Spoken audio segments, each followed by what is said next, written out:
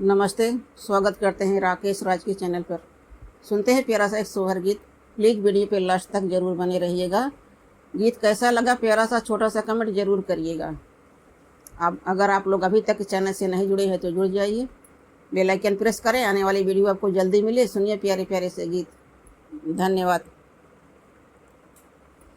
मचियहि बैठी जसोदा मैया कान्हाय रज करई, कान्हाय रज करई हो मैया हमले बैसोने रूपे गे दवा खेलना हम जाबई, खेलना हम जाबई हो मैया हमले बैसोने रूप गे दवा खेलना हम जाबई, खेलना हम जाबई हो।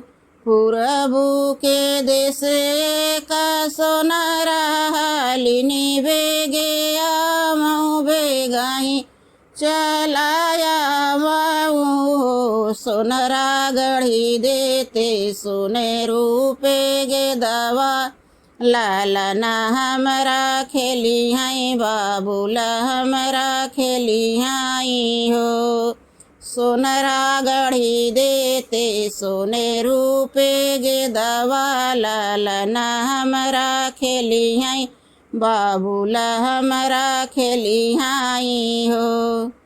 पूर्वू के देशे सोनराया वही गेदा गढ़ी लावाई हो मैया मोरी लाइले तू सोने रूपे गे दवा लालना तोहरा खेली हैं, लालना तोहरा खेली हैं हो। पूर्वू के देश सोनराया वाई गेदा गाढ़ी लावाई हो मैया मोरी लाइले तू सोने रूपे गे दवा लालना तोहरा खेली हैं, लालना तोहरा खेली हैं हो। मोती भर थरवात रूपे अच्छा त हो सोनरा लाइले त्याया पानी बिदैया लावटी घरा जात्या, लावटी घरा जात्या हो। लाइली ही मोती भारी थरवात सूपे में अक्षत हो सोनरा लाइले त्याया पानी बिदैया लावटी घरे जात्या, लावटी घरे जात्या हो। तू ही मोरे लालना से लालना, तू ही नी मोरे ललनाई हो। ललना दूरी खेलन जीनी जाया बसही तोहरे दुश्मन, बसही तोहरे दुश्मन हो। ललना दूरी खेलन जीनी जाया बसही तोहरे दुश्मन, बसही तोहरे दुश्मन हो। एक गेदा मरले आकसवात दूसरा पतलवाऊ हो। अब तीसर गेदा मारई जमुना मा, जमुना जल भीतर, जमुना जल भीतर हो। रामा तीसर गेदा मारई जमुना मा, जमुना जल भीतर, जमुना जल भीतर हो।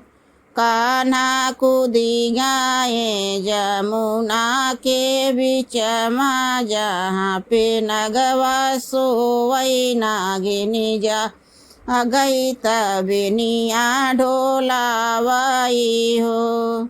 कान्हा कूदी जाए जमुना के बीचमा, जहाँ पे नगवा सोवई न त नागिनी जागई, तबेनिया डोलावई तबेनिया डोलामाई हो।